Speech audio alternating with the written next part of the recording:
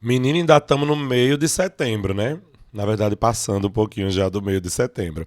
Mas é um mês, como nós todos sabemos, que a gente, aqui no Brasil em especial, toca muito nas questões de Bíblia. Vocês sabem que isso acontece principalmente por causa do dia de São Jerônimo, né? Bom, São Jerônimo é um assunto para um outro episódio. Vamos focar aqui um pouquinho na Bíblia.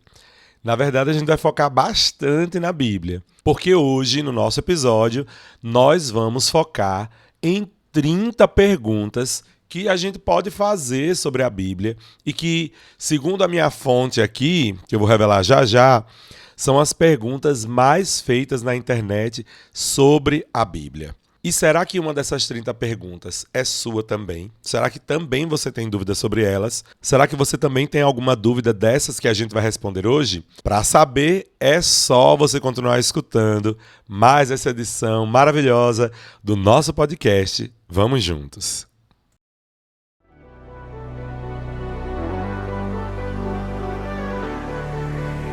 Você está no podcast Vamos Juntos.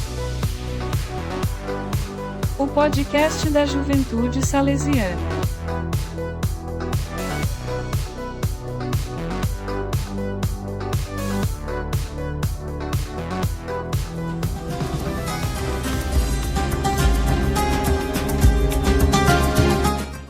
E sejam todos bem-vindos e bem-vindas a mais uma edição do podcast Vamos Juntos.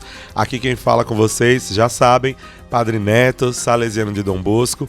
E com muita alegria eu venho aqui conversar com vocês sobre esse tema maravilhoso.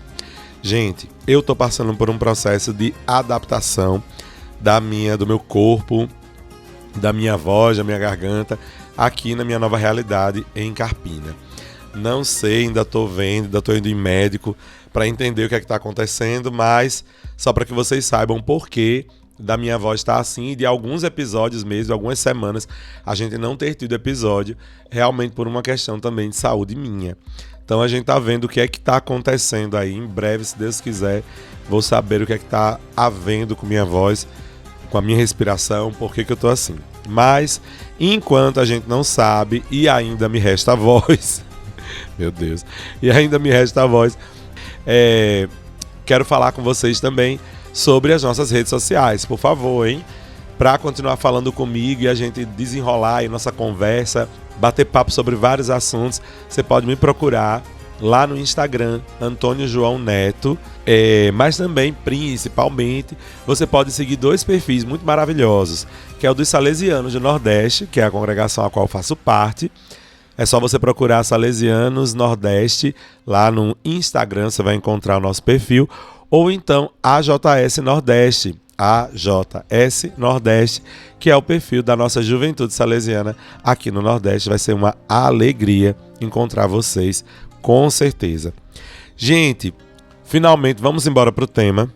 Nesse mundo cada vez mais cheio de um monte de incerteza que a gente encontra pelo caminho, as pessoas muitas vezes têm recorrido à Bíblia em busca de algumas respostas para várias questões, desde questões de moral e vida cotidiana até alguns debates bem complexos sobre ciência, política, relações humanas, etc. Então, nesse nosso episódio, nós vamos responder as 30 perguntas mais pesquisadas na internet sobre o que a Bíblia diz a respeito de alguns temas que despertam interesse muito grande na atualidade. Minha base dessa pesquisa de hoje está numa revista eletrônica de lá do México, Desde la Fé, que é uma revista eletrônica, é um site, né? Que traz algumas matérias muito específicas lá sobre o México, em especial sobre a Igreja de Guadalupe.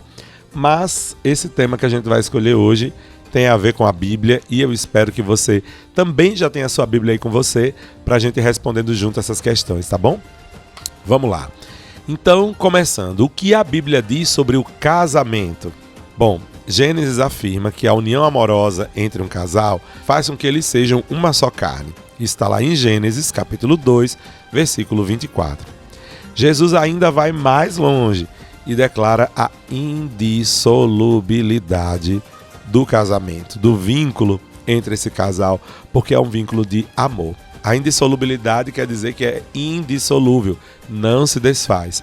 Isso está lá em Marcos, capítulo 10, versículo 2 ao 9. O casamento é o sinal visível do amor infinito de Deus pelos homens e os cônjuges e o casal, unidos pelo amor de Deus, são capacitados para tornar presente no meio do mundo o amor profundo e apaixonado de Deus por toda a sua igreja. É isso aí. Então, o casamento tem uma fundamentação bíblica desde a questão histórica lá em Gênesis, né, a base do porquê que a gente se casa e tal. E Cristo também faz o seu comentário, né? Desde que seja um casamento de verdade, a indissolubilidade deste casamento. Mas é claro, não é uma coisa mágica, né? Aqui agora é uma parte minha, por favor, o casal faça por onde manter-se casado, não é mesmo? Acho que é importante fazer esse comentário específico, tá bom? Bom, segunda pergunta, o que é que a Bíblia diz sobre infidelidade? Essa questão aí vale a pena também a gente trazer à tona. O que é que a Bíblia fala de infidelidade? Deus quis fazer uma aliança eterna de amor e pertença com a humanidade. Deus quer caminhar com o seu povo, como a gente encontra no livro de Levítico, capítulo 26, versículo 12. Contudo, a humanidade tem sido infiel a essa aliança e as consequências têm sido bastante desastrosas. Por exemplo, o exílio da Babilônia que a gente encontra no Antigo Testamento. Gente, nós somos imagem e semelhança de Deus. Por isso mesmo a gente é chamado a ser fiéis nas nossas relações humanas e a não enganar e nem a mentir, né? Deus é amor, fiel e verdadeiro. E a gente deve ser reflexo desse amor dele aí, de fidelidade também. Amor tem a ver com dedicação, gente. Se eu não me dedico a quem eu amo, como é que eu vou mostrar esse amor? Como é que ele vai ser expressado? Não tem como, né? Então, realmente a fidelidade é um caminho para a gente exercitar o amor. E o que a Bíblia diz sobre perdão, hein? Essa é uma outra pergunta feita, a terceira pergunta feita. Jesus é direto sobre o perdão. Quantas vezes perdoar? Eu te digo, Pedro, que até 70 vezes 7, como a gente encontra no Evangelho de Mateus, capítulo 18, versículo 21. Quem guarda rancor vai se autodestruindo aos pouquinhos, viu? Fica amarga, deixa de aproveitar a vida. O ato de não perdoar é como se a gente ficasse doente, com uma doença que vai nos corroendo por dentro, vai destruindo a vida da gente. Por isso, fica aqui também o nosso recadinho, né? Perdoe as pessoas que te ofenderam, para que você possa experimentar a liberdade de filhos de Deus.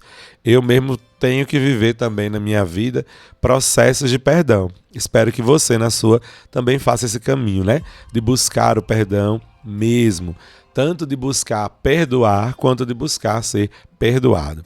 Se necessário, você pode pedir ajuda para iniciar esse processo libertador pelas mãos de Jesus, na oração, no acompanhamento espiritual. É muito bom, mas também, quem sabe, buscar uma terapia pode te ajudar. Bom, quarta pergunta, o que é que a Bíblia fala sobre dor? Não estou falando aqui de uma dor no cotovelo, de uma dor no joelho, de uma queda não, por favor, né? Estamos falando sobre dor de ferimento na alma, na pessoa. Deus Pai não é sádico. Ele não quis o sofrimento de Jesus, nem quer o sofrimento de ninguém. Deus quer que a humanidade seja feliz, que ela se realize plenamente. E é por isso mesmo que Jesus, obedecendo à vontade de Deus, foi capaz de nos amar mesmo morrendo na cruz. No entanto, a gente deve aceitar que o amor envolve necessariamente dor. Não tem como. Jesus até diz: quem quiser me seguir, negue-se a si mesmo, tome diariamente a sua cruz e me siga. Isso lá no Evangelho de Lucas, capítulo 9, versículo 23. Aqui cabe também um ponto interessante, viu? O termo cruz, que a gente utiliza nas traduções, ele tem a ver tanto com a cruz, como a que Jesus Cristo passou, aquela cruz lá do sofrimento, né, da tortura, como também ele é sinônimo de uma missão a ser cumprida fielmente e perfeitamente. Então, quem quiser seguir Jesus, tome diariamente a sua missão e siga Jesus. E aí vem a pergunta, qual então é a nossa missão, não é? Nossa missão é de amar. Então, a gente precisa superar a dor quando a gente ama. Inclusive amar o inimigo ou a inimiga, perdoar sempre, deixar os nossos privilégios para poder servir quem mais precisa, ser profetas e profetisas no mundo contrário ao Evangelho. Tudo isso implica uma dor, mas uma dor que é levada por Deus para transformá-la num espaço de salvação. Tudo é caminho para a nossa alegria. Quinta pergunta, o que é que a Bíblia diz sobre injustiça? Lá no capítulo 5 de Mateus 5, versículo 6, Jesus Cristo nos diz assim: bem-aventurados os que têm fome e sede de justiça, porque serão saciados. Justiça na Bíblia significa, por parte da humanidade, cumprir bem a vontade de Deus, buscando com fidelidade e com constância em cada momento e situação da sua vida a vontade do Senhor.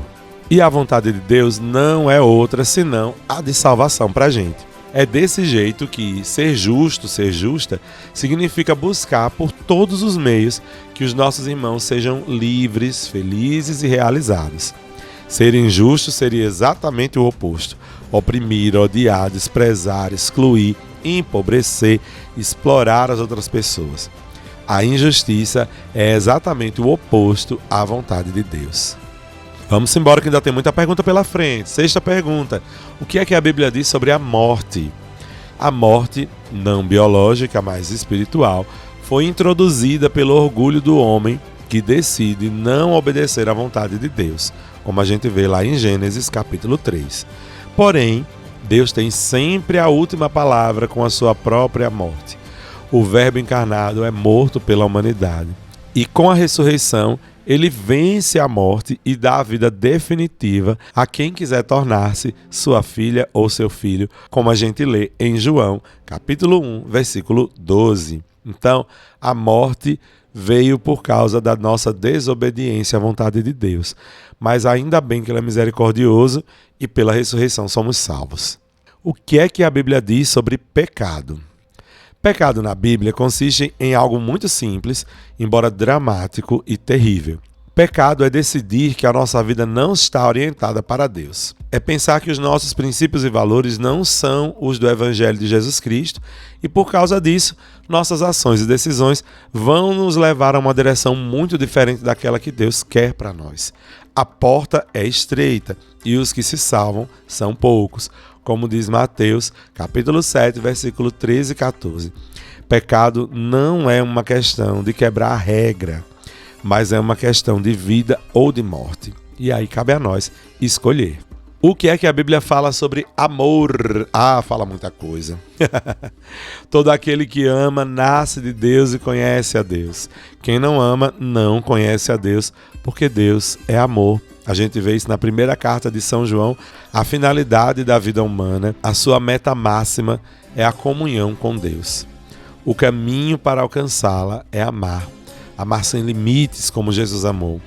Não há outra maneira de estar em comunhão com Deus, de experimentar o céu e alcançar a realização do que a gente sonha. E o amor é uma virtude, portanto, uma decisão prolongada de fazer o bem a quem a gente ama, até ao ponto de dar a nossa vida como Jesus fez na cruz. O que a Bíblia diz então, seu padre, sobre o fim do mundo? A Bíblia não pretende falar sobre o fim do mundo no sentido físico, de destruição física do planeta. A Bíblia fala sobre um propósito do mundo.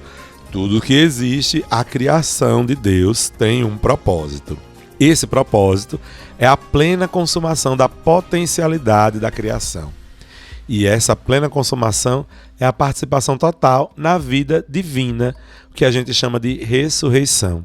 Então, o objetivo da nossa humanidade, do nosso planeta, não é o fim do mundo, mas o seu objetivo final, ou seja, o seu fim, a sua meta, é ressurreição. É participar da vida que Cristo nos oferece. O que é que a Bíblia diz sobre, então, a fé? Minha gente, agora vamos pegar vocês. O que é que a Bíblia fala sobre fé, hein? Bom, a fé na Bíblia é um dom de Deus e, ao mesmo tempo, é a possibilidade de resposta da humanidade para aderir ao projeto de Deus. Ter fé, então, é aderir existencialmente com todas as forças, dimensões, capacidades a Jesus Cristo. E inclusive também ao seu modo de viver, pensar e amar. Ter fé não é simplesmente acreditar em coisas improváveis. Ter fé é confiar plenamente que Deus está com a gente e é um Pai que quer sempre o nosso bem. Como a gente vê em Mateus, capítulo 5, versículo 45. Dá lá uma conferida. Pergunta 11. O que é que a Bíblia fala sobre dinheiro? A raiz de todos os males é o amor ao dinheiro. E alguns, por se deixarem levar por ele, desviaram-se na fé e foram atormentados com muitos sofrimentos. Isso nós encontramos em 1 Timóteo, capítulo 6, versículo 10. Acho que já deu para entender alguma coisa sobre o que a Bíblia diz sobre dinheiro, não é? Não poderia ser mais claro o texto bíblico. O problema não é o dinheiro em si, mas o apego desordenado, o apego mesmo ao dinheiro. A ganância, aquela vontade da gente ter o dinheiro como coisa mais importante da vida. O dinheiro deve ser colocado no lugar dele, abaixo da humanidade, ou seja, a serviço do reino de Deus, dos pobres e sofredores deste mundo, e não o contrário, que é o que infelizmente a gente tem visto acontecer. Então, sobre os animais, o que é que a Bíblia fala? Bom, a Bíblia não fala especificamente sobre os animais, mas considera os animais parte da criação. Portanto, a gente pode afirmar sem dúvida que os animais são amados por Deus, já que são criação de Deus. Alguns animais aparecem, inclusive, narrados na Bíblia como um símbolo de força e de poder, como o leão, como a gente vê lá na profecia de Amós, capítulo 3, versículo 8, e outras vezes como um símbolo de humildade, como o burrinho que levou Jesus, como a gente vê lá no Evangelho de João, capítulo 12, versículos 14 ao 16. E sobre trabalho, hein? Alô, alô, juventude. O que é que a Bíblia diz sobre trabalho? Deus colocou a nossa humanidade lá no Éden para trabalhar e cuidar dele, torná-lo fecundo e embelezá-lo, como a gente vê em Gênesis, capítulo 1, versículo 28, e depois no capítulo 2, versículos 2 a 8. O trabalho acaba se tornando inerente à realização da identidade humana, segundo o que diz a Bíblia. O trabalho humaniza e reflete a glória de Deus quando ele é vivido como um dom divino, como todas as coisas em nossa vida. Contudo, a tarefa mais importante da pessoa que crê é fazer a vontade de Deus, é trabalhar em prol de Deus. Isso é colaborar com Ele na libertação de todo sofrimento, injustiça e mal que possa existir nesse mundo. Entendidos? Vamos para a pergunta 14ª. O que é que a Bíblia diz sobre os anjos? Mês que vem vamos falar dos anjos? Pois é. Na Bíblia, os anjos são, antes de tudo, seres espirituais que Deus coloca a serviço do homem e da mulher, da humanidade. São mensageiros do Senhor, comunicadores da boa nova que Deus opera na história humana. Mas também um anjo pode ser qualquer realidade criada que Deus possa usar como veículo para se comunicar com a gente. Estejamos então atentos aos anjos de Deus, a esses agentes de Deus que Ele nos envia para nos comunicar a sua vontade. Se liga aí, viu? Vamos para a pergunta 15ª. O que é que a Bíblia diz sobre reencarnação? Vamos embora então. Bíblia não fala de hora nenhuma em reencarnação, senhoras e senhores. Essa é uma crença incompatível com a fé cristã professada pela Igreja Católica. O cristão ou a cristã acredita mesmo na ressurreição. É muito diferente de reencarnação, viu? Quando a Bíblia nos apresenta personagens que foram elevados às alturas, como Elias, por exemplo, e dos quais se espera voltar, ela não está pretendendo falar em reencarnação. Simplesmente acreditou-se que esses personagens não morreram e que eles estavam escondidos em Deus e que um dia iriam retornar. É por isso que o povo pensava que Jesus era Elias. Não tem nada a ver com reencarnação. É porque Elias foi elevado e aí o povo pensou, pronto, cadê o homem? Vai voltar uma hora. E aí encontra Jesus, na verdade, por ser o grande profeta, né? Pergunta 16. O que é que a Bíblia diz sobre divórcio? Gente, Jesus se pronuncia muito claramente sobre a indissolubilidade do casamento em Marcos capítulo 10, versículos do 2 ao 9. Ou seja, ele não aceita o divórcio. Em Mateus capítulo 5, versículo 27 ao 30, há uma cláusula de exceção, tá? exceto em caso de fornicação. Mas ali o termo fornicação está se referindo a um relacionamento ilegítimo. Não era comum no Império Romano irmãos se casarem com irmãs de sangue. Portanto, não se trata de uma exceção que permite divórcio, mas sim uma declaração de que esse casamento não é válido. Então, senhoras e senhores que desejam casar-se, prestem atenção, viu? Para vocês não inventarem depois de se casar, sem estar com muita certeza, os dois, e aí, por causa de um, o casamento ficar aí destruído, né? E o casal viver aí em pecado. Pergunta 17. O que é que a Bíblia fala sobre amizade, hein? Aspas da própria Bíblia, tá? O amigo ama em todos os momentos, como nós vemos em Provérbios, capítulo 17, versículo 17. A amizade se baseia no amor, na livre decisão de procurar o bem e em todas as circunstâncias de quem é privilegiado pela amizade. O amor entre os amigos exige confiança, liberdade, abertura, sinceridade, escuta e respeito. Portanto, vamos aprender a ser amigos uns dos outros do jeito certo, tá? Pergunta número 18. O que é que a Bíblia fala sobre família? Grave em seu coração essas palavras que hoje eu te envio. Incutie continuamente em seus filhos. Fale sobre eles quando estiver em casa, quando caminhar pela estrada, quando se deitar e quando se levantar. São palavras do livro de Deuteronômio, capítulo 6, versículos 6 e 7. A família é considerada uma estrutura fundamental na vida do povo de Deus. Ali, as crianças são instruídas na fé, além, claro, da sinagoga, né, do lugar onde eles se reuniam para rezar. Podemos dizer que na família existe a experiência do contato com o Deus da vida, quando ela é bem constituída. O que é que a Bíblia diz sobre oração? Jesus, para tomar decisões muito importantes, busca o silêncio e a quietude para o seu encontro com o Pai, com o Abá. E só depois de discernir o que o seu Pai deseja, é que ele toma a decisão e vai lá agir. Então Jesus acaba dizendo: minha alma está muito triste e até a morte.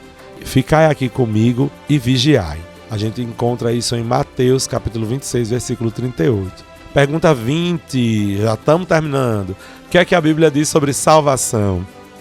Gente, muito simples. Salvação significa uma vida livre, plena, alegre.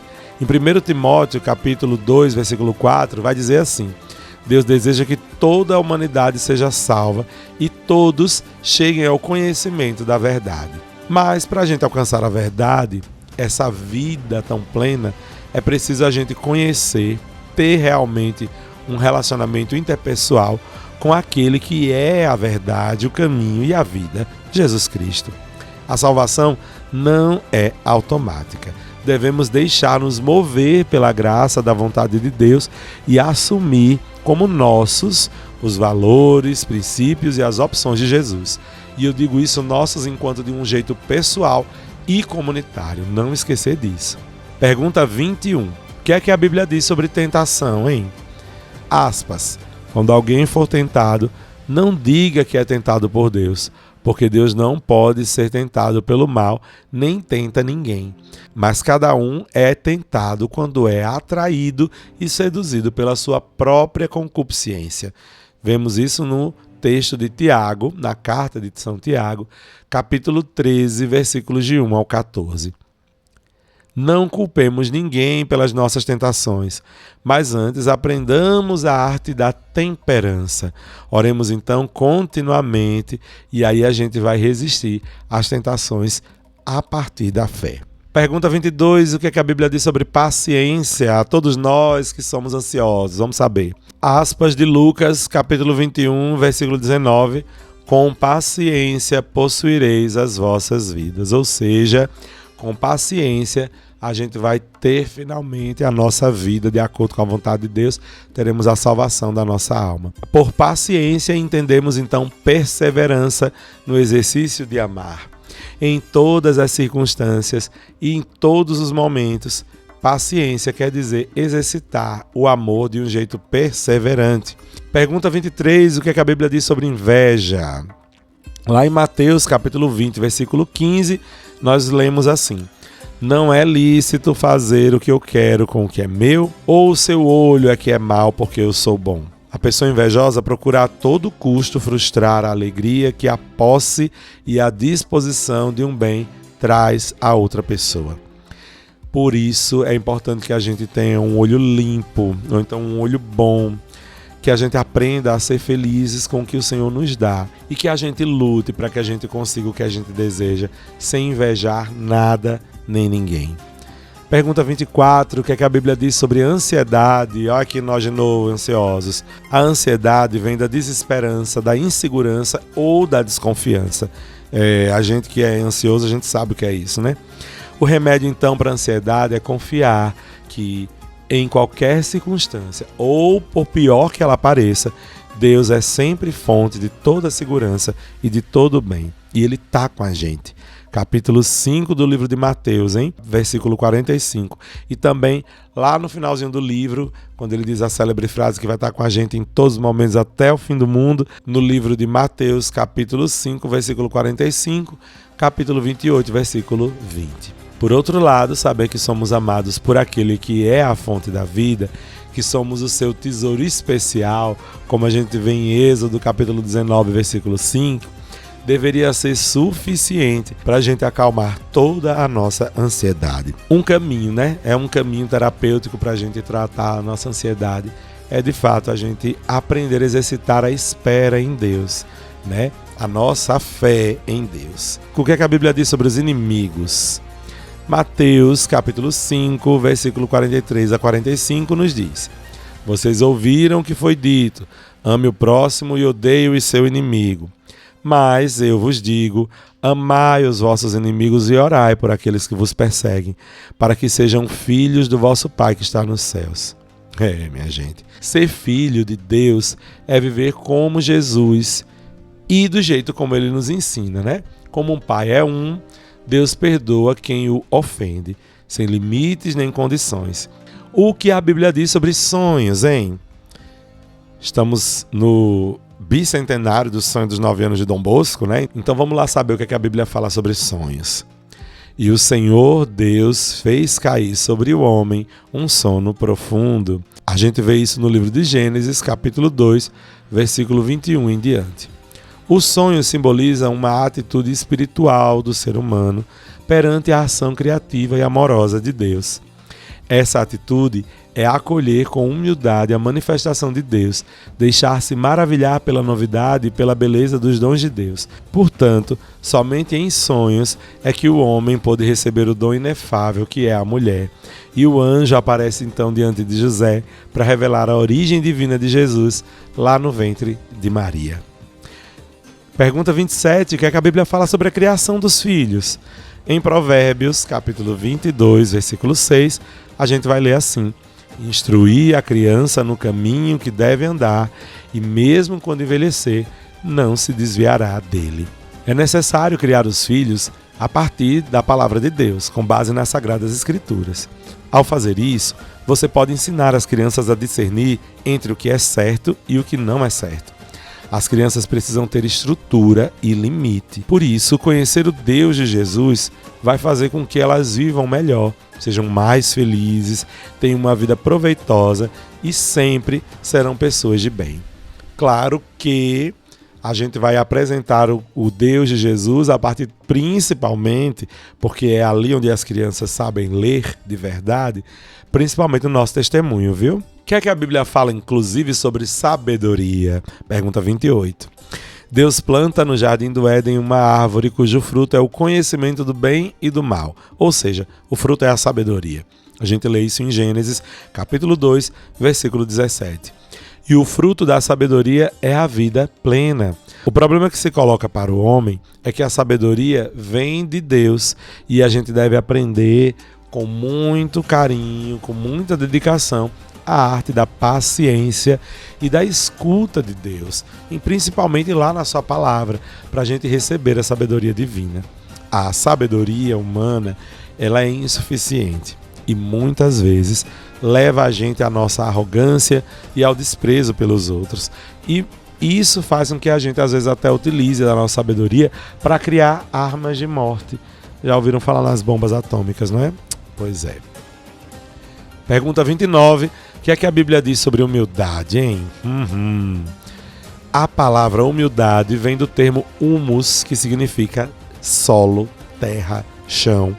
A humildade pode ser, então, definida como um reconhecimento de aceitação consciente e livre das próprias limitações e forças. Se colocar assim, abaixo, lá embaixo, no humus, no chão.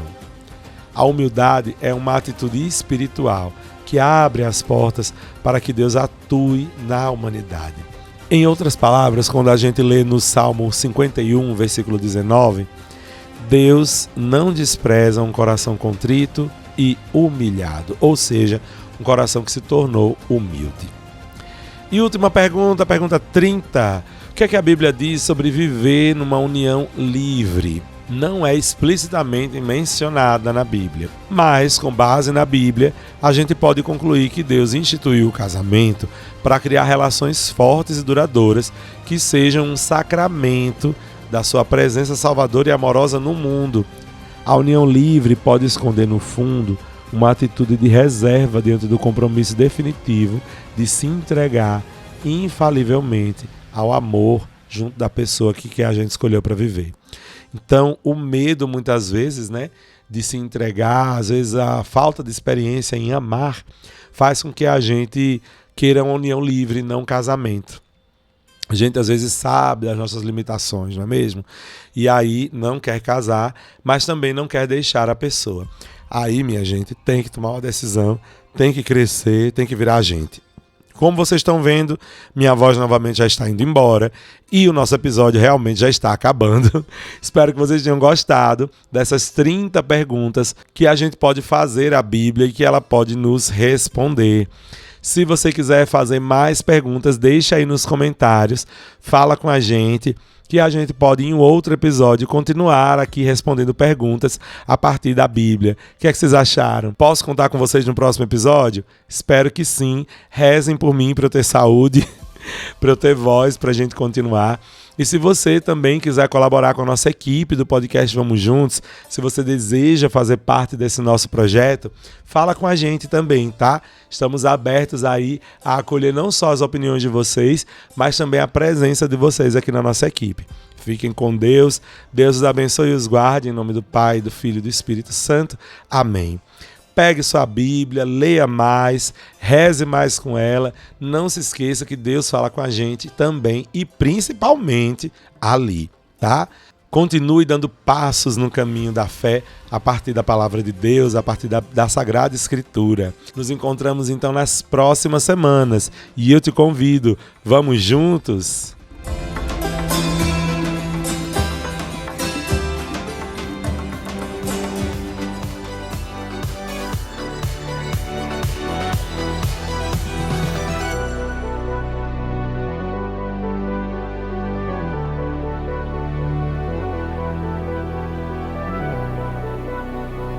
Essa é uma iniciativa da AJS Nordeste e Inspetoria Salesiana São Luís Gonzaga.